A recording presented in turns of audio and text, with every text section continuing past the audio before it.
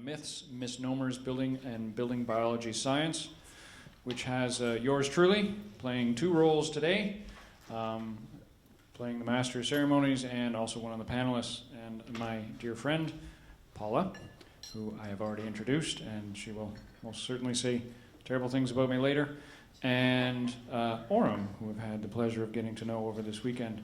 And Orem's now in Los Angeles, and obviously a building biologist for quite some time, and who's worked passionately on healthy construction, and co-authored a book available over yonder, and it looks a lot like that one, called Breathing Walls.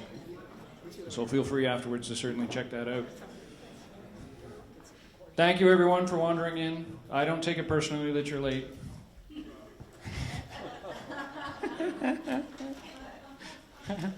Well, maybe with Alex, but that's the way it is. I'm just kidding, folks. I know that the desserts and the food and sunshine outside, I'm tremendously grateful that people actually sit inside, especially building biologists. It's really an oxymoron for us to have a conference in this, despite the lovely, lovely architectural details. Where? Yeah. Someone wins a prize if you can find a pretty architectural detail. No, we are grateful. Certainly the hotel has made great efforts. Orem certainly spearheaded that, and the fact that they're actually doing most of them is pretty unusual. And thanks to Orem, there are actually people among us who can actually stay at the hotel who may have not had that option, and we're grateful for that. So, breathing walls. A phrase used in vain and used inappropriately, and a bit in error for the most part. So the first thing I want to do is actually say what that is. And I am the card-carrying building science geek. So if you don't understand, if I start talking moon man talk, wave your hand, okay? Because that happens. But a flow-through wall system, or a vapor-permeable wall system, luckily no hands going yet, that's good, is the technical term of a breathing wall. And what that means, for most of us fluent in stick frame, right, typical construction, okay, we have, in a heating climate, like myself, in Canada, we have the vapor barrier, which is an 8 mil poly, typically a clear plastic. That's on the warm side, which is on the inside. In cooling climates, where you run air conditioners more times of the year, you have that vapor barrier on the outside, so it's always on the hot side. And in a stick frame, what that does is the plastic keeps the water from getting in and destroying the building. And that's a typical construction, not breathable at all. If you need an image, close your eyes, picture yourself living inside a garbage bag, open your eyes, be afraid, because that's basically what you're doing. So, not flow-through wall system, okay?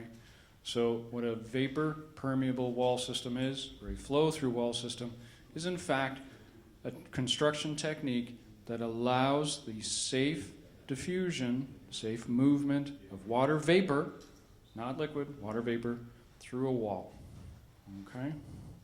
How many people have ever heard what I am talking about? Actually, back up. How many people have actually taken 213? Raise your hands. With Paula and I. All right. Talk about the building science stuff. For those hands not raised, we're in Portland in February. And I'm kind of excited about that. We've got a pretty nice retreat already picked out. Michael Kahn, wherever you're hiding, thank you. Been hustling that real hard. So, yeah, Portland, Oregon, 213. We're going to have a hoot. Paula's got a brand new suit she's going to wear, too. You got to see this outfit. We should plan for that. I won't describe it, but it's really pink, and there's a poodle. I'll leave it at that. Okay, so... He doesn't know as much as he thinks. Stick to your topic, Austin. Stay focused, stay focused. Yeah, there needs to be a moderator slapping the moderator. Okay, so for those of you who are not that familiar with the flow-through wall system concept, we're going to certainly ask questions, okay? If we're not explaining it, ask questions, okay? And on that note, I'm just going to start, pass it right through to Paula. We're going to go through, and then Orm's going to chat, and then we'll kind of start interacting and play that game with everybody. And for those who do know what it is, please, please, please chime in and share your knowledge. Thanks. So I'm actually the one who suggested this pretty geeky topic, who a lot of you who are doing building inspection, on the surface, this may not be an everyday thing you talk about, but I think it's crucial to the crux of who we are and how we represent ourselves. And so I'm going to go back to a little story. It goes back 15 years ago. But when I, as an architect, wanted to learn how to build a healthy building, and I was really self-interested because I was sick, there was two avenues. There was a fellow called John Bauer. How many people know of him? And he'd written a series of books on how to build a healthy house from the perspective of a homeowner with a sick wife, how to do it as an owner-builder. And then there was building biology. And I was confused because I had tried to absorb both of these materials, and building biology was just about saying the opposite thing of what John Bauer was saying. John Bauer was saying, seal it tight and filter the air. Don't worry much about what's in the wall because it's going to be sealed from your breathing space. Building biology was saying, no, go back, take a holistic view, make a wall that's breathable. Breathable was the term used. And my first explanation that I heard of that was air moves through it, so you don't need ventilation. That's how I understood it. So when I spoke at my very first conference, John Bauer was there. And it was on healthy building, and it was in Aspen. And I met the great John Bauer. He's a wonderful man. And he said, this conference is full of building biologists, or biobiologists, as we were all called then. And I usually don't talk at these things. And I thought, I was really confused. I didn't understand the distinction. And then the day went on, and two things happened that kind of changed my life forever. The first was he got up to speak. He put a paper bag over his head, fastened it at the neck, and tried to breathe. And the bag went in and out, in and out. And then he took the bag off. He was all sweaty and said, "We do not breathe through the walls of our buildings. We breathe through the windows and through the ventilation systems." And then the second thing that happened was one of the building biologists was doing a really, ooga booga border kind of spiritual exercise for everyone. And she was saying, feel the space. Feel the space. And then suddenly she screams out, "I feel death." And everyone pulled out their meters. And, sure enough, someone had turned on electric-based radiant floor heating above us, and we were all sitting in a 17 milligauss field, just where we were sitting. But while we were going around feeling the space, I passed John Bauer and he said, "I don't believe in this stuff, do you?" So that was, and then from then building science began to emerge. And then I happened to be at a lot of the same conferences as Joe Stiebrick, who's the father of building science, and listened over. I always stayed for his lectures, but he never stayed for anyone else's lectures, so he never knew what I was talking about, but I knew what he was talking about. And over the years, I heard the ideal place for the vapor barrier. Building biology says no vapor barrier. This is why. And he would go through the various places where the vapor barrier should be, and if you weren't doing it that way, it was stupid.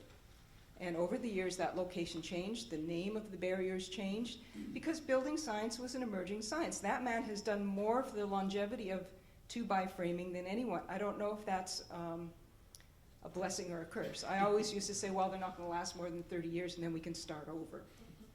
So I'm taking a little bit of, probably too much time, but that's fine. That's fine. But in order to be good building biologists, we really need to be good building scientists first, and then we need to go beyond into the area. Last time I heard Joe Stieberg talk, was talking about two things, which I said, finally, the two are merging. He talked about the hygric bearing capacity of a wall. Never had heard it in a lecture of his before, and then the concept of a flow-through wall. Building scientists have discovered that after putting the barrier here and put the barrier on the warm side, but guess what? How many climates have the warm side consistently on one side of the building? Very, very few. And so he was now advocating a flow-through system. So someone said, what's your ideal wall? And he proceeded to describe that. And I actually once took him aside and I said, can I show you something different? But it was 2 layers of tar paper instead of 1, real plywood instead of pressed board, insulation, I think he was, wood stud instead of steel stud, a little more hygric bearing capacity, and then sheetrock. And my experience was if you want to build a healthy building, according to building biology, that is the lowest denominator of where you start. But so building scientists come around to 2 of our major concepts, but we need to come around to what building science has been teaching us over the years too, because most of you are spending a good part of your career examining buildings that have failed because they were built without the benefits. They were built out of crummy materials to start with, but without the benefits of building science. So I can say buildings don't breathe through their walls. That was a misconception perhaps in the original material. It's been, or if they do, it's not a significant amount. What they can do, they can do miraculous things. A solid wall made out of, with clay in it has incredible hygric bearing capacity. And how do we know that?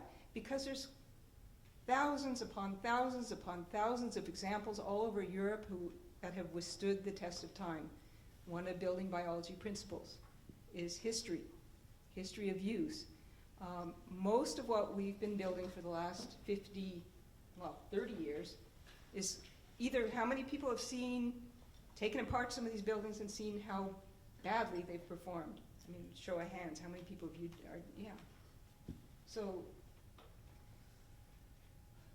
anyhow, this is, I think we have some real answers, and it's about educating ourselves enough so that we can go out and speak intelligently to these building scientists, and they don't think we're ooga booga edge. Now we get into the ooga booga edge with our clients, but we need to be able to speak intelligently. That's all I have to say. Or just before you start, just a friendly reminder, folks, cell phones off, Wi-Fi off, please. We do have sensitive people in here, and we'd like them to be able to actually focus and pay attention as well. So if you have your cell phones on, Wi-Fi, please turn those off. Thanks, Ron. How about computer Wi-Fi? Computer That's Wi-Fi, what we mean. Yeah, if your computer's got Wi-Fi or anything, make sure it's shut off. Can you disable it? It's been a request from some people in the audience. Thanks, folks. Thank you. I haven't heard the term ooga booga from anybody else but myself since I moved to California. What's the term that they use out there? Woo-woo. Woo-woo, exactly. Spoken like a true Californian. And when I used the term ooga booga in front of my girlfriend, she said, what's that? Then, so, It's Canadian, I guess. and East Coast as well. My name is Ora Miller. I am a building biologist in the LA area now, but was in Minnesota for 5 years, 2 years ago, and did a lot of work there with moldy buildings, moldy basements. We don't have basements in California, but they have basements in the Midwest and East Coast. And I kept going through these basements thinking to myself, there must be a better way.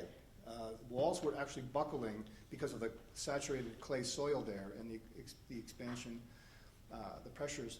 And I thought there had to be a better way when people design and build buildings. So based on that and the knowledge from George Swanson, how many don't know George Swanson in this audience? Okay.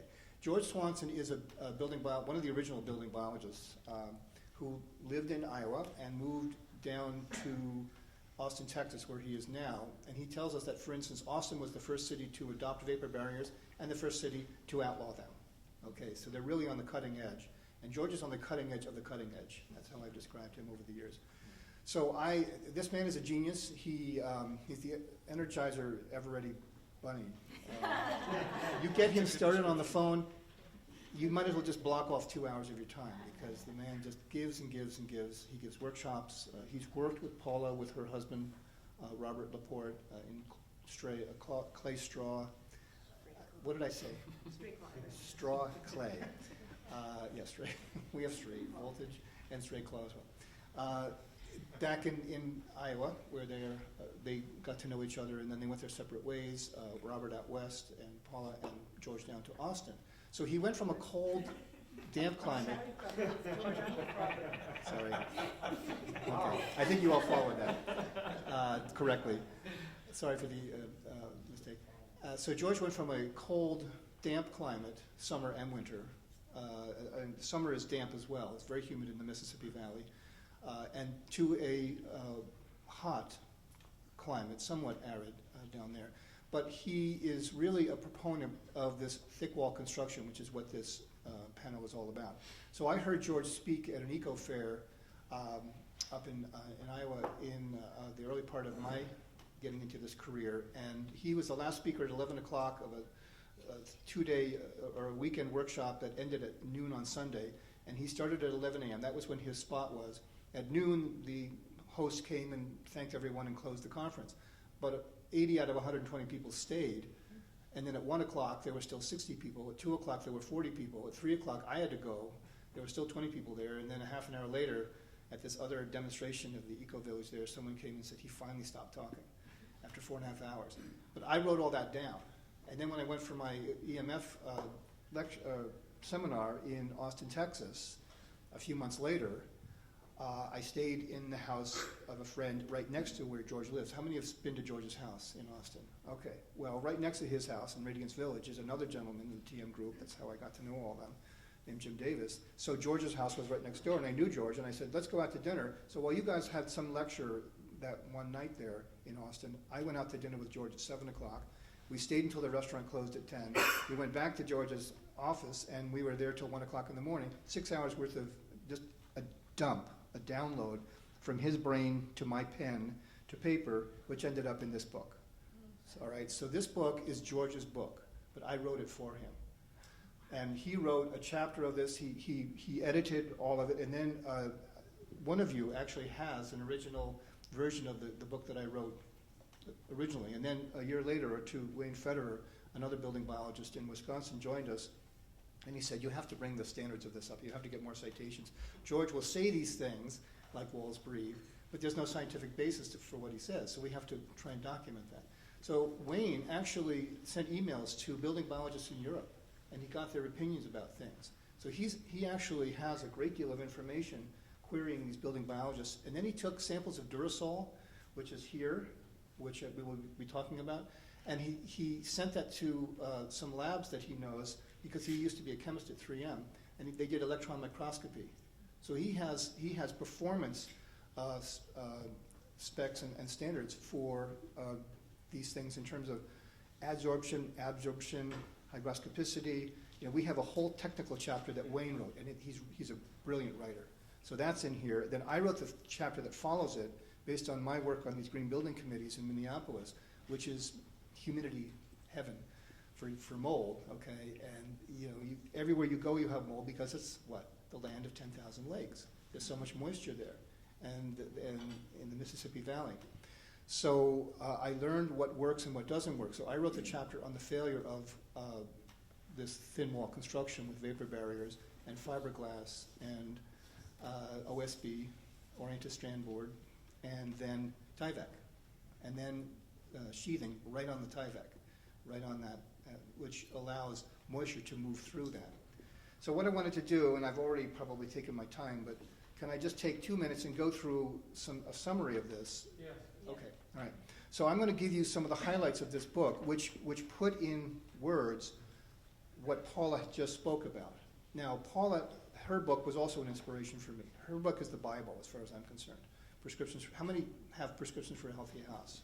It's a wonderful, wonderful book, and she's updated it, and then her new book, which is for sale, by the way, over here, and then EcoNest, which is a book with wonderful case studies and histories and pictures of the jobs that she's done. So I learned a tremendous amount, and it's in the field. I mean, Like I said, everywhere I go, people have that book. Chemically sensitive people. They must be lending it to one another, because not buying it. So George, what do you hear from the green building people about indoor air, and what is their number one thing? It's energy reduction and energy savings, right? So what is the mantra what are the 4 words you hear from builders in the green building movement? Anybody? Build tight, ventilate right. Now what does that mean? It means vapor barriers, and then make sure that the ventilation system works. What happens if the ventilation system goes out on a hot, humid string of days? It fails. When this system fails, when that protocol fails, it fails in a very, very big way. The builders or the remodelers who go into homes and open them up that were built before the 70s, when all this came about with the oil embargo, they don't find mold, but they do find it now in the insulation. I had a building inspector say to me, they find 2 inches of standing water in these walls, and they don't know what to do about it. Okay? So what George says, and I think there's agreement with this, he says make your wall system waterproof but vapor permeable. That's his mantra. And the way he does it is with, and this can be done with thin wall construction as well, and there are chapters in here that discuss that in detail. And that would be with the materials that you use, particularly the finishes on the outside. So he has Kyme. How many have heard of Kyme? And Silacote. And okay, this is a mineral silicate paint from Bavaria, Germany, that's been around for 125 years, and buildings in Europe that have been coated with this, which bonds chemically to the substrate underneath, and it can be tinted, and it resists UV light and fading and cracking. So these walls are, the finish is pristine after 125 years. And it has a molecular, it has a construction and performance such that rainwater, with the molecular size of rainwater, cannot penetrate. So these are 100% waterproof and 98% vapor permeable. So what does that mean? It means that water vapor, which has a smaller molecular size, can move out. All right, so we want our finish to be that. And then he advocates lime, or better yet, magnesium oxide stucco. And now he's an advocate of thick wall construction. So that, as I said earlier, that's what I try and get my clients to use first, if they can afford it, if they're willing to use it, because it's to their advantage. So thick wall systems provide thermal mass. How many have heard of the term thermal mass? What this means is a flywheel effect. If so you that haven't, 213, February, Portland. come and learn, because thermal mass, you want thermal mass. Thermal mass will save you money, and it will keep the temperature even throughout the house and in the wall as the sun moves. And then hygroscopicity, which is what we understand breathability to mean. John Straub, who's from Canada, said people and pets breathe, not walls. Walls are hygroscopic. And hygroscopicity, or a hygroscopic wall, is a wall that allows water vapor to move through. And that is this flow-through wall concept. By the way, I went to a job in southern Minnesota 5 years ago, on nunnery. And the Catholic nuns there said that they had Joe Seabrook out the year before. They flew him out for some insulation problems. And she said to me, the nun said to me, that he said to them, if I'd known back then what I know now, I never would have pushed the vapor barrier concepts as strongly as I do. But now it's in the minds of the builders and the building inspectors, and you can't get them to think any other way because of him. And he really regrets that about what he did. So. I could not imagine Joe Stuburic in a nunnery. Like, that's just polar. How many people have ever heard Joe Stuburic talk? Yeah, the language out of that man's spectacular. He must be doing penance for a lot of Hail Marys. All right, anyway. So so the products that we're talking about are Duracell from Canada, Fastwall, which was made in South Carolina, is now made in Corvallis, Oregon, with Tom Van Dennen at Shelterworks, and AAC, or autoclave aerated concrete. And what are the features of that? No mold. No mold. And number 3, no mold, okay? If you do it right. Less energy consumption in both the heating season and the cooling season, and that's been proven when they have 2 houses with the same square footage side by side, stick-built home, 2x4 with fiberglass insulation, the whole typical house, and then a one of these thick wall houses here, and what they found over this course of 1 year, this was in Maryland, there was less energy consumption for summer and winter compared in this house versus the stick-built house. Low relative humidity, they cannot induce relative humidities above 65%. Duracell tried to do this, and they couldn't. And you need 65% or more generally for mold to develop. It dries out if you allow it to. But see, the problem at Duracell is that Vipul Acharya, the vice president, is fine with putting the Tyvek on the outside and the vapor barrier on the inside. He's okay with that. But the interior will not rot like it will with conventional walls when moisture gets trapped in there, at least. But we recommend finishes on the inside and outside, which I'll give you right now. No outgassing, quiet. How many have been in a Duracell home and felt the quiet there? Talk about feeling. You can feel the quietness. We have quotes here from a gentleman from New Orleans who has a fast wall house who wrote to the fast wall people and said, during Katrina, 5 of his friends and their families crowded into their home because they were on high ground. They were flooded out. And they didn't know how bad the storm was until the next day when they went outside and saw the damage, because it was quiet enough with all that wind inside their house. It can take the hurricane, it can take an earthquake. So, and then he also said that during the year round, it's a very low humidity experience there in the house just from the Duracell alone. Also, decreased life cycle costs. Everyone knows what that means. It means less maintenance costs for your home once you move in. But even more, less total cost of ownership, because that takes into account healthcare costs. That's been proven. So breathable interior and exterior finishes is really a key for this wall system. So let me go from the inside out. So we would George would recommend clay plaster on the inside rather than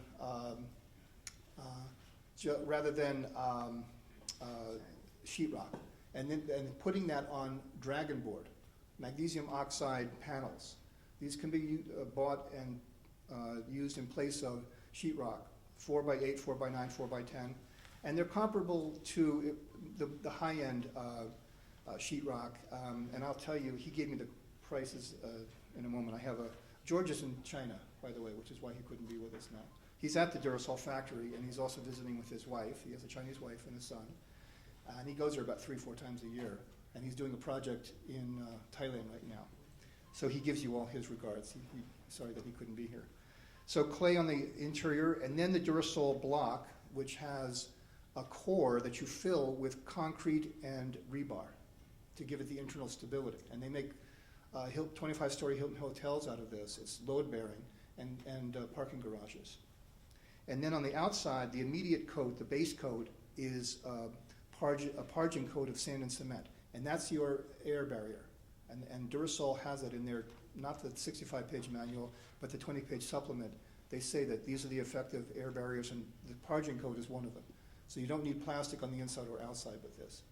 And then it's all breathable. And then you have layers of your magnesium oxide or lime stucco, and then your top coat is the Kime. And George is a distributor. It's made in Germany but imported to this country. Can we, Yeah. Yeah. Okay. I'll go through the rest of this later. I'll have a chance to get to the rest of this because I want to talk about his recommendations for thin wall wood frame construction. Thank you, Orm. I do appreciate the effort you're making there and trying to speak for George. For anyone who's heard George speak, it's hard to paraphrase that man. He's good. So a sense of overview of what we have here, some of the building science, some of the natural construction techniques, some of the idea of using manufactured products such as the Duracell or the Fast Wall are quite available with the flow-through vapor-permeable wall systems. The biggest challenge I find as a consultant is trying to get building inspectors, builders, architects to kind of wrap their head around leaving the plastic off the job site. We know that discussion. And it's a real challenge because from a science perspective, the knowledge is there, but it's not common knowledge. And I'd be real curious as to, certainly David McCauley, I'm going to lean heavily on you because you're a good man who has used that. And I'd like to pose a question to you initially as to that challenge when coming with a breathable wall system. I do hate using that term. Flow-through wall system. How you might go about that challenge, that initial challenge of trying to have that discussion. I wonder if I could get you to comment on that. Initially, from the point of view of the owner, the builder, the building inspector, any of the above, all.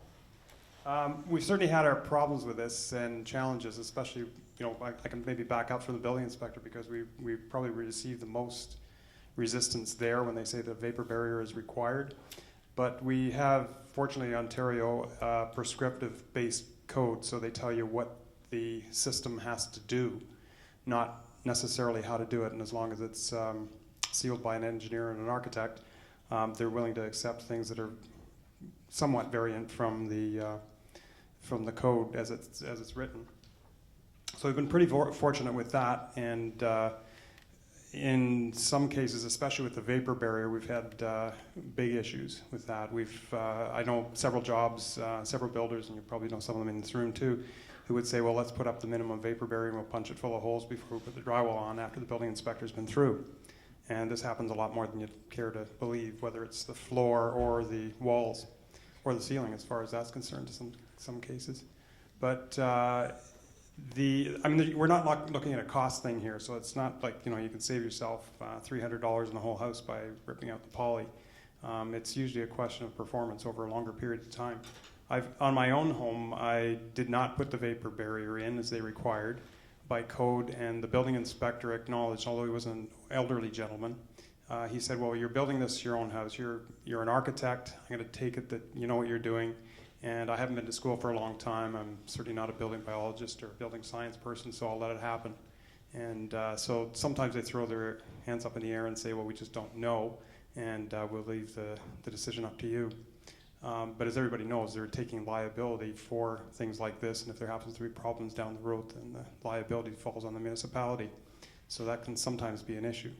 Builders are more than happy to leave it out. They don't really see that there's any benefit in it anyway, and they've renovated enough homes to see the damage that can happen in walls that are stick frame walls and have the vapor barriers in them. So I guess that's my comment as far as vapor barriers themselves are concerned.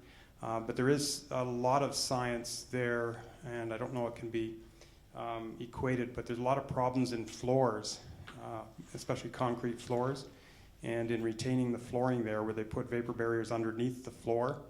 And part of that reason is because they're not an effective vapor barrier in the first place, because they're not sealed, and they're often full of holes anyway, so you do get damage and floors lifting and that type of thing.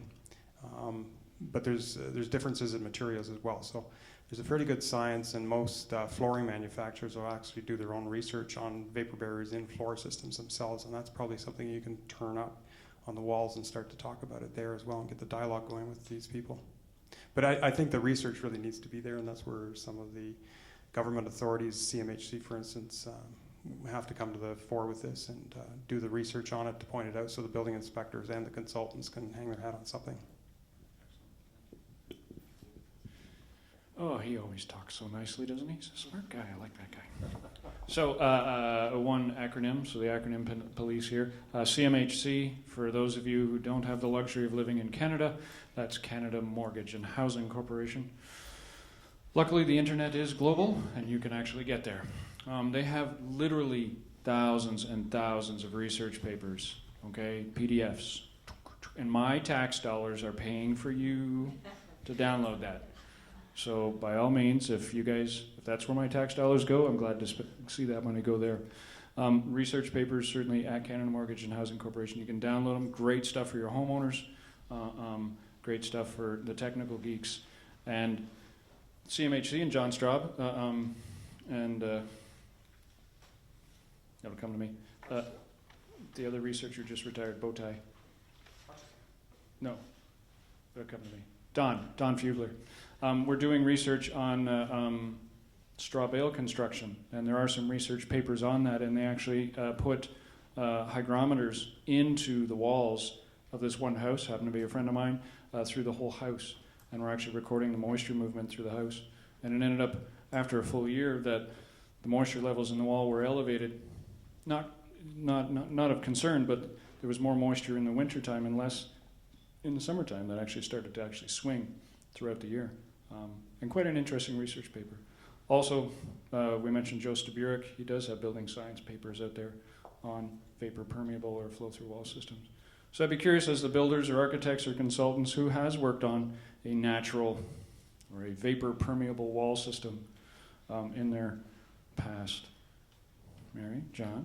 I've done quite a few log homes, Yeah. but Talk about those. What was your experience with that? well, no vapor barrier, and it's not required on a log home. Frame construction, unfortunately, in our county, they require it, so it's a battle with the building department. No, But- you've done timber frame as well? No. Yeah, I'm here. Good, Chris. I know you've got some stories here. Cord? Yeah, please, no, share, just share. No, it's straw bale, straw bale and straw clay. Is that what you're asking? Yeah, yeah. All right.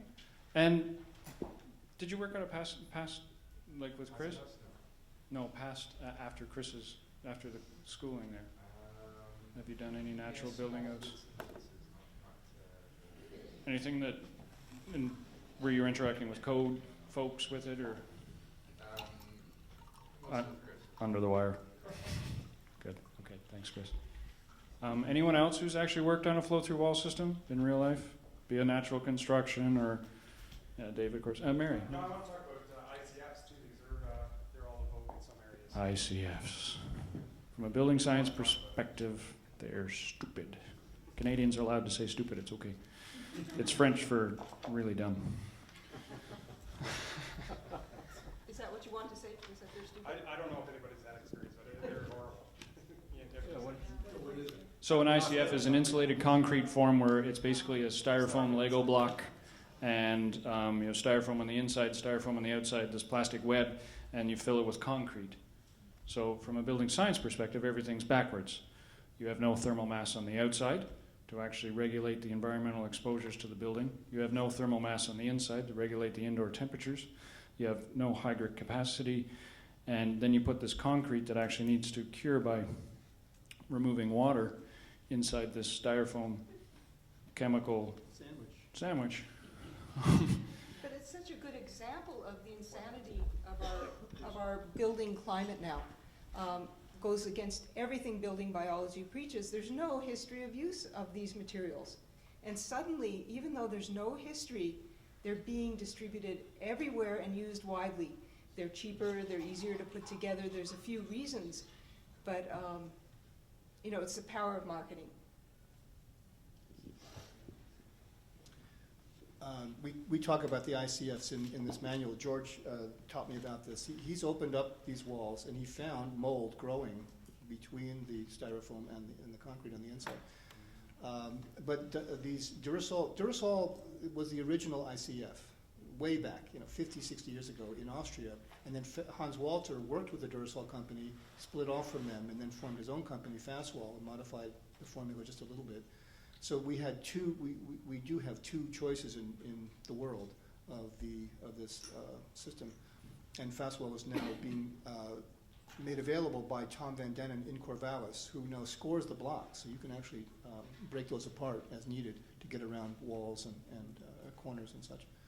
But the whole concept of the ICF really is, it's interesting because that was very prevalent and still is in Minnesota when I was doing this. And I had a lot of people say to me, I want the concrete wall. And you go to these trade shows, the Living Green Expo, and I had my booth there.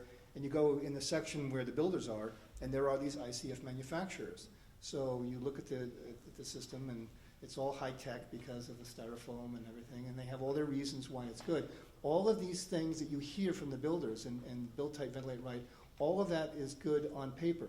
But in the field, it's rife with potential for mischief. And the mischief happens, and when it fails in a big way. But what they're getting is the thermal mass, and at least that but they're not getting the thermal mass. They think they are, but they're not, because the styrofoam does not allow the heat and cool, the variation in temperature in the inside air, to get into the concrete. But with Duracell and Fastwall and autoclaved aerated concrete and log, it does. All right, so I have to tell you a quick story about ICF. So I'm U of T, University of Toronto Building Science program. I've actually taken that program, and it's a great program. And I took the green building segment, which was stupid. Again, that's French, no offense. And so on the final exam, one of the questions was, state the green attributes of this ICF wall. It was the only question I got wrong, because my page-and-a-half rant on how stupid ICF was, he didn't mark that right. Well, what did they want you to say? What Wanted me to say it was warm and fuzzy, that it was a good insulator and it was durable.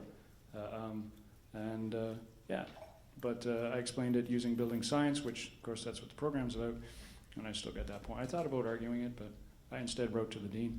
But that's another story. Mary, I'd like to ask your question. Marston has had a question. Oh, sorry. I'm sorry, Marston. Thank you. Yeah, I want to just ask you about the SIPs with the styrofoam insulation in the middle. What do you think about those? Because they're real trendy right now, too. I'd like to modify that slightly, but to answer that question, then I'd also be curious about the Adobe as well, with the insulated Adobe. Okay. Yeah. Do you want to tackle those? Sure. I could talk about the SIPs and the EFIS also. But go ahead. Whichever ones you want. Well, SIPs are generally made out of styrofoam in the core with oriented strand board, also known as Purina mold chow in some circles. And so it's really great. You can surround a structure, you can make it airtight, and what are you putting in your walls?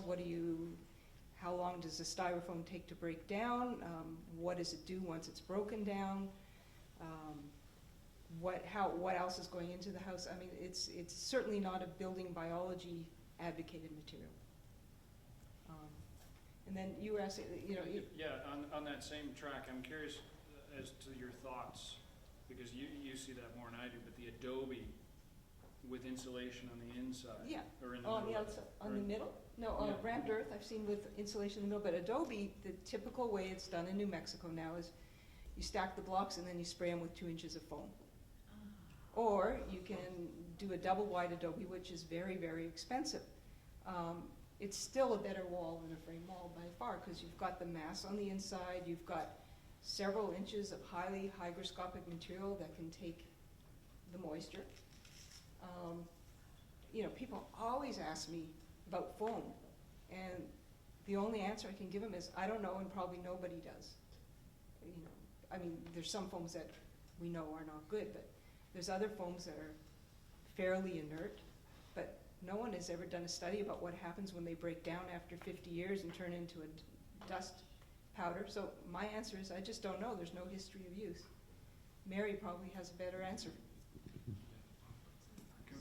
We'll give Mary, then back to Orm.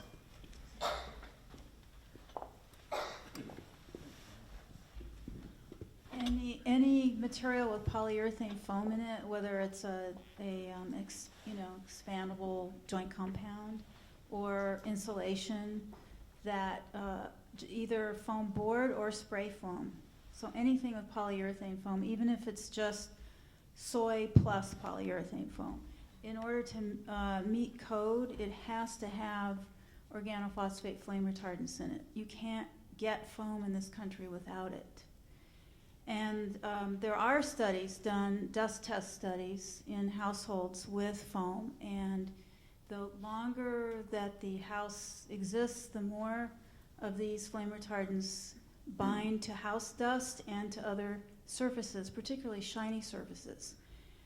And it's a very, very toxic substance that's inhaled and ingested, and there have been a number of studies done. Even Greenpeace International did a study called Consuming Dust, or Consuming Chemicals, if you want to look that up. It's a great study. The German that we work with, Thomas Haumann, actually contributed a large number of German house tests, dust tests, samples to that study, but they took them from lots of different European countries. We've also done dust tests in LA and all over the country, and we find this a lot. And sometimes it's just the joint compound that was used to seal up the holes, Sometimes that's all there is. and the levels are really high just from that. I've also dust tested houses with foam insulation, and those are just through the roof. Some people don't react acutely to it, so it's a long-term issue. Others react seriously to it in the short run, more acute. So there's definitely a lot of science on this. It just isn't much science in this country because there are no labs in the U.S. other than a research lab that does dust testing for SVOC, semi-volatile organic compounds. So it's new here. If you want to learn more about these flame retardants, you can Google Arlene Blum. She's the only scientist really who's jumped on the bandwagon with this in the U.S. She's still missing some information. She's not as up to date as they are in Europe, but it's a really good major step, and hopefully it will eventually lead to the regulations being changed that require this much flame resistance, because it's really not necessary. And she talks a lot about that on her website if you want to just Google Arlene Blum. A wealth of knowledge. I'm grateful, Mary. That's great. Orem, thank you for your patience. No problem. No, thank you for your comments. George rails against both the SIPs, Structural Integrated Panel System, and EFIS, Exterior insulated. Which is finishing system, which is stucco, but it has acrylic, plastic inside of it. So again, you lose this hygroscopicity, you lose this capacity for moisture to move out of these systems. Again, all of this stuff is good in theory, but in the field, it just doesn't stand up, and that's what we're finding. So we're talking a lot of theory here, and I'd like to get a little practical here so people can wrap their skulls around a rather difficult topic that we're covering and doing our best.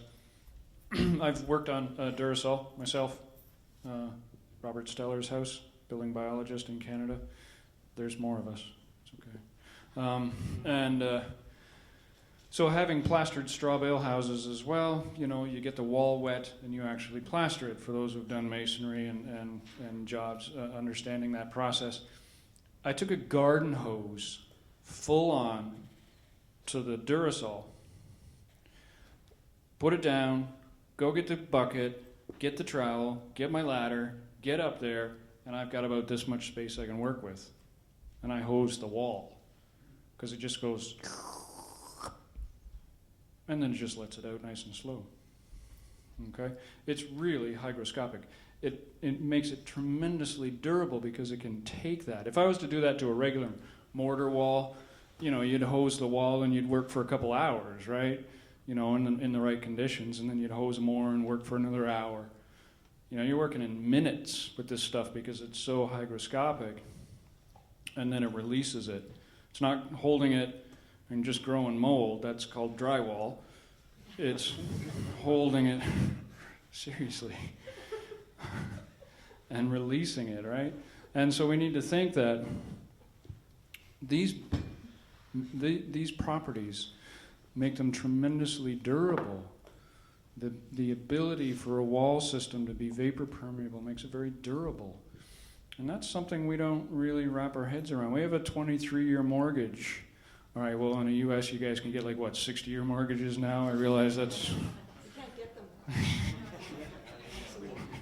I'm Canadian. We luckily have things a little different. So we have a mortgage. And so we think about our houses in that time span, right?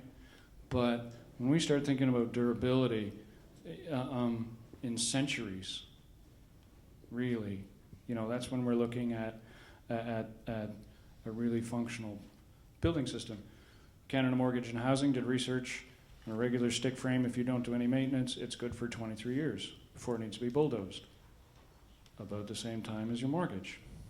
Average flow-through vapor permeable wall system, average lifespan, well, I don't know, go to Europe. Any natural building that's been built for the last, few hundred years is still standing, and they're all vapor permeable. So you need to kind of wrap your heads around that. The Swiss government has rated Duracell to 400-year durability. Actually, that's already in place, even though it's been around for 60 years. But some people don't even know what Duracell is. Duracell and Fastwall are made of, it's not concrete. It's not like a concrete masonry unit or a concrete block. It's hard, in the Duracell company, they take hardwood. And there are two manufacturers of trusses that they harvest this wood from. And what these are the mill ends from the timber that's used that would go into landfill, but it's virgin wood that they collect. And then they chip it up into pro chips that are about this big. And then they use a proprietary chemical that breaks down the sugars on the surface of the chip so that it will bond with concrete. So they create a slurry, and they used to just pour this and then let the block cure on some plate, and then it would torque a little bit as it dried. So there were complaints about difficulty with making the wall true, even with the wedges that you're supposed to put in. So what they did about 4 years ago, in 2008, was they now pour them into a steel form. And so there's much more, it's still a little bit, there's still a little bit of variation, which you can take care of with these shims, and then with the plaster or the stucco that you put on the outside. You can dry stack these. You use mortar for the first row to make it as true as possible, and then you can dry stack it. That's what they do in Canada. The builders that I worked with felt better using a thin set mortar on these things. So, Did you want to talk about just the clay straw, as far as your hybrid experience with clay straw? The moisture, just moisture. Well, I can tell you how I got into clay straw after, I was looking for material that fulfilled the criteria of building biology, and that's when I heard about Robert and met him, and I can tell you this story, some of you heard this, that absolutely made up his mind about the value of clay. He was in a town in Germany, and the whole town was full of 800-year-old wattle and daub homes, and they were renovating one of them, and in Germany they used oak reed as the horizontal rebar, as the kind of mesh that they made to put the wattle and daub on. And he asked if he could cut out a piece of the wood, and they let him do it. So he had in his palm this little piece of oak reed, thin oak branch, and it was 600 years old, and it was completely sound. So that was, for him, a life-changing observation, was the power of clay to preserve.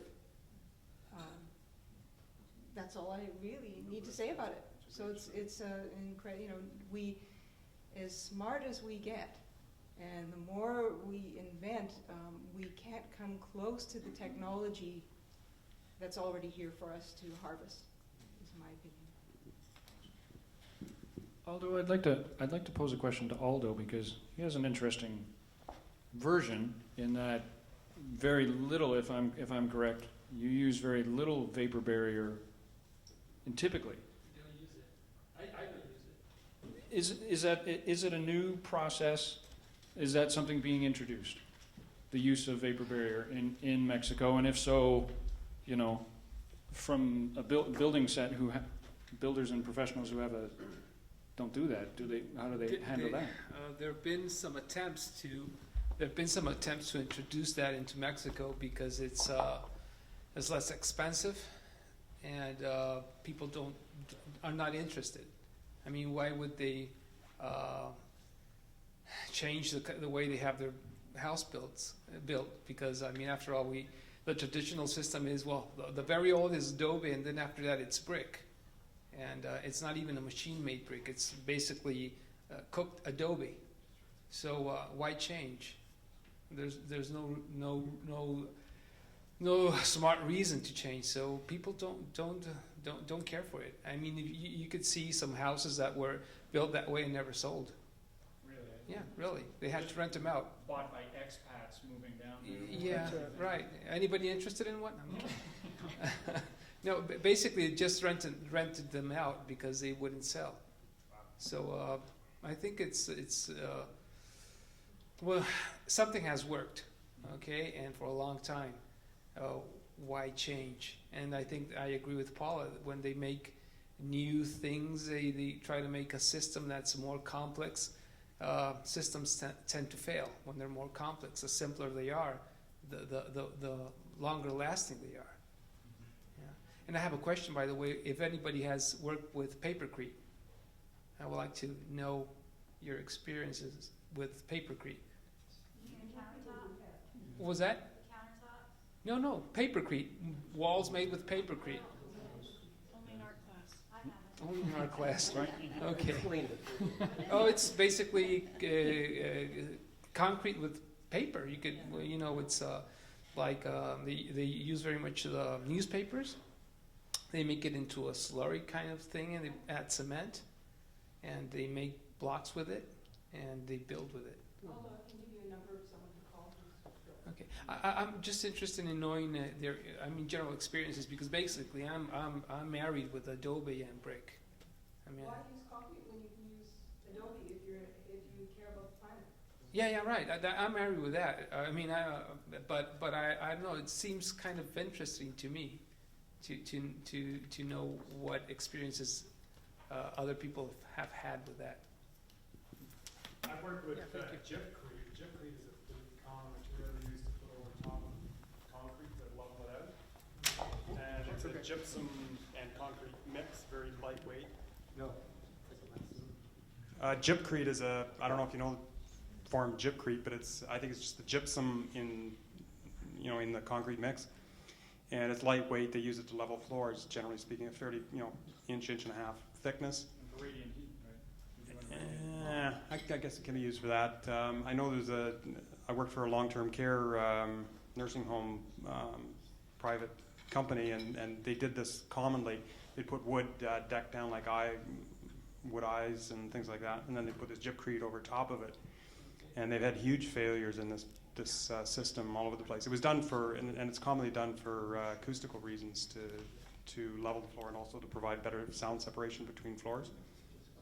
That's a pretty common thing, and it's horrendous. It falls apart in no time because, of course, the wood is moving constantly, and the Chipcrete will crack and fail and turn to powder after a time.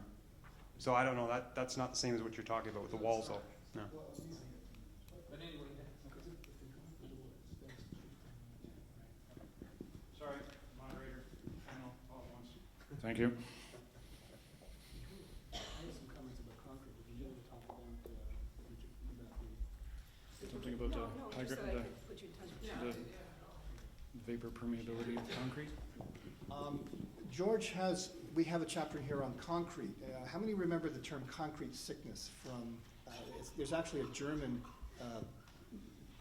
words for that not Helmut, but Helmut's teachers, Anton Schneider and the people in Germany came up with. This was one thing that Wayne really had trouble with because he couldn't find an explanation for it. So he didn't want to put it in the book because there was no way to reference it, no research citations. But George said it's real and I want to have it in there. So we put it in there, and then we said that we don't have any research to substantiate this, but there's a history to it, and that came out of the communication that Wayne had by email with the building biologists in Europe. So that's a real valuable thing. It's almost like these guys some of them are dying out, but that knowledge has been preserved thanks to Wayne's efforts to. So what we find, and what George always says is concrete has, when you make concrete clinker, it's 3,000 degrees for a half an hour. Portland cement we're talking about. Actually, to take it back a step before that, magnesium oxide is the world's cement, going back for millennia. The Great Wall of China, the stupas in India, the pyramids, they're all made, well, I'm not sure about the pyramids, but there are structures that have lasted for eons, for not just centuries, but for millennia, that are made out of magnesium oxide. And China has 1/8 of the world's repository of magnesium oxide. It was mined in North America, and in about 100 years ago, first part of the 1900s, U.S. Gypsum, which is a maker of Portland cement, according to George, bought up all but 3 of the repositories of magnesium oxide in the U.S. and Canada, and then walled them off and stopped any mining. So they could corner the market with Portland cement. But now Argonne National Laboratories is licensing out the use of magnesium oxide in some, Aquacast and a few others. And who's the gentleman from Chicago that I talked to earlier? Tom, I forget his last name, but Bindan. He makes mixtures of this Portland, of magnesium oxide. Out of Chicago, okay. So what George has done is he not only is a representative for 3 companies that are in China that make magnesium oxide panels, which were used in the Olympic complex in Beijing that we had a couple of years ago, and in the Taipei 101 building. And there's 2 million board feet of magnesium oxide panels used in the United States already. But he represents Dragon Board. He goes to their factory 3 or 4 times a year, Magnum Board and Comfort Board. And he also has loose bags of magnesium oxide cement. I have the prices here too, if you're interested in knowing how much this is. He can drop ship a container for you of 500 sheets for $24 each, 4x8 sheets. Add 30 to 45% for smaller orders, and the magnesium oxide boards are available in 30 sizes from 1/8 inch thick to 1 inch thick, mostly in 8 foot, 9 foot, 10 foot, or 12 foot lengths. And they can also be pre-cut.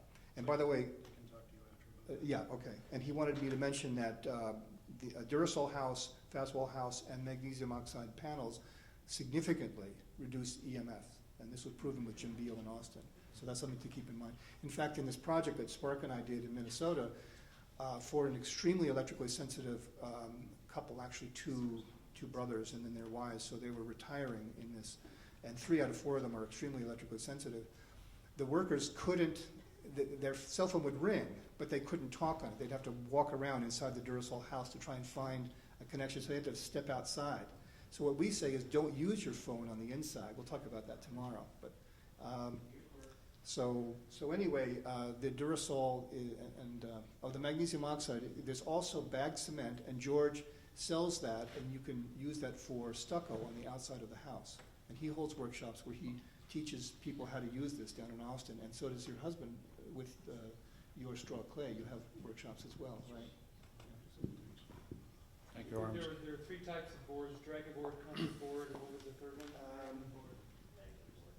Magnum board and Comfort Board, Dragon Board. In Canada, it's called the Green E board. Yeah, Green E boards available through Home Hard or Rona. Magnesia Core. That's what I just learned. Oh yeah, Magnesia Core. Magnesia Core. So there's a few out there. So what I want to do is I want to bring this back in to what we really started talking about, which is flow-through wall systems. And the component here that we really need to think about is the detail. So for the construction people, for the builders, for the architects, for the design team, vapor moves through the wall safely. Okay? You need to wrap your head around that. It's tricky, but you need to wrap your head that vapor moves through it okay. Air does not move through it.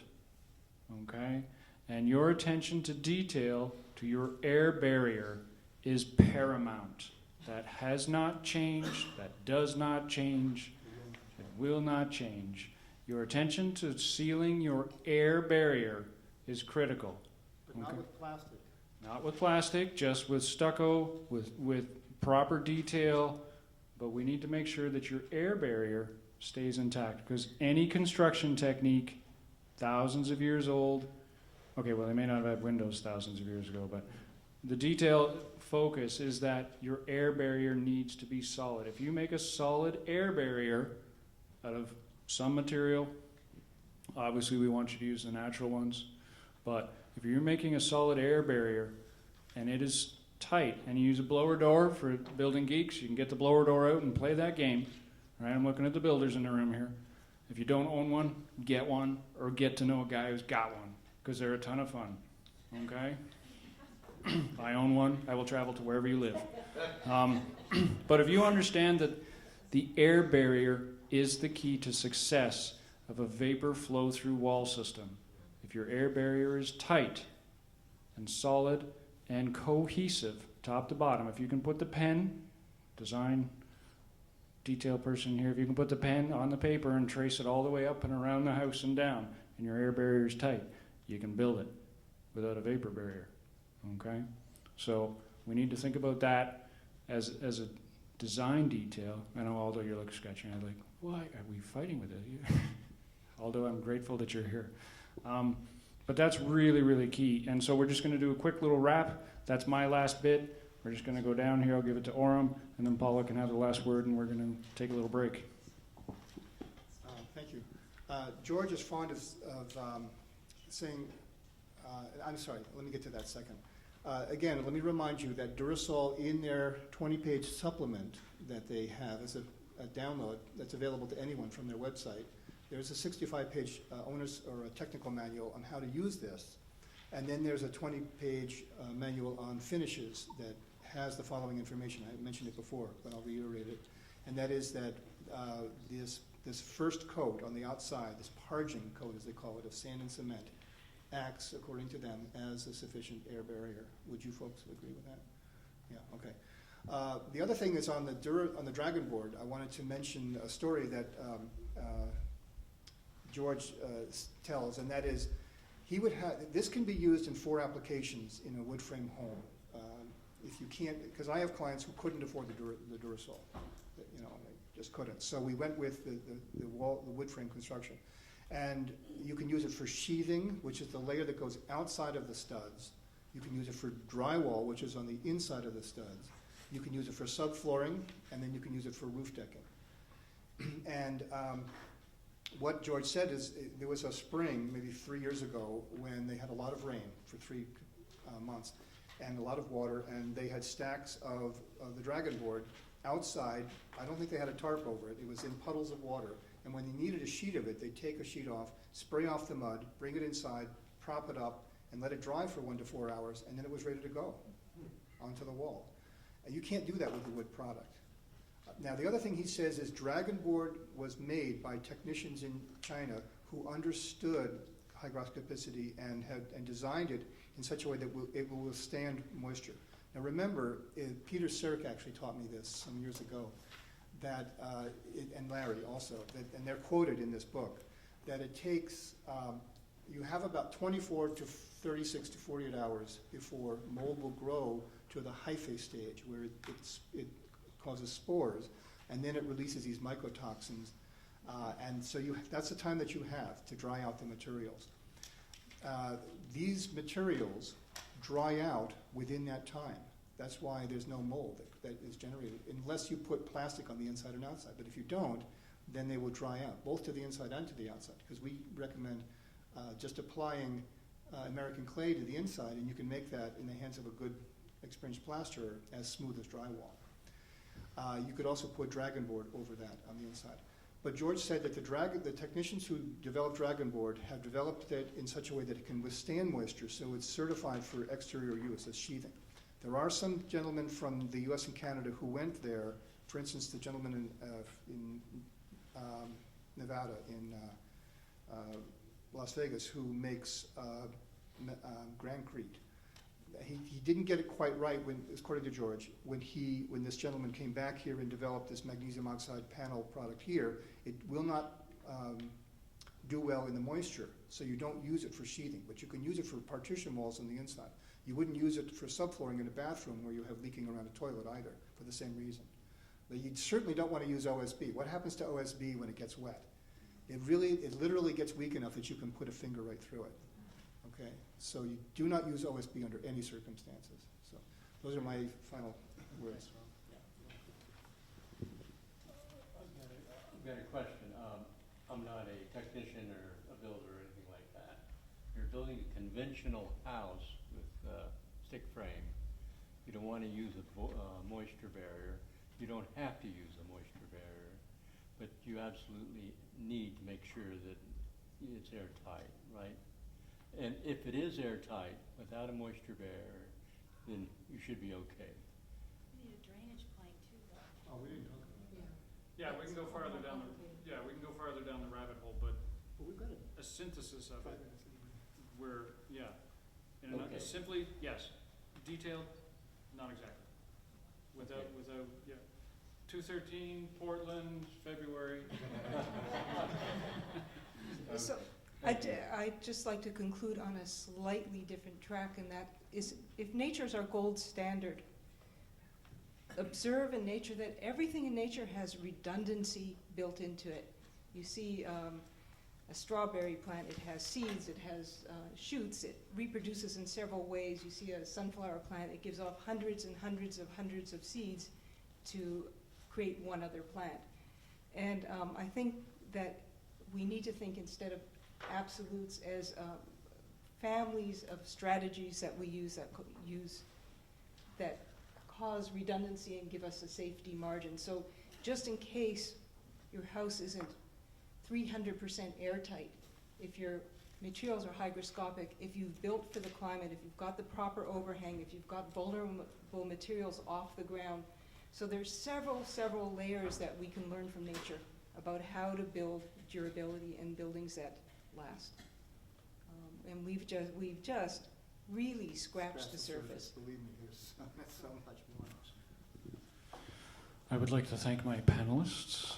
They've been outstanding, and everyone chit-chatting with us today. I appreciate that. We are going to take a quick 5-minute break.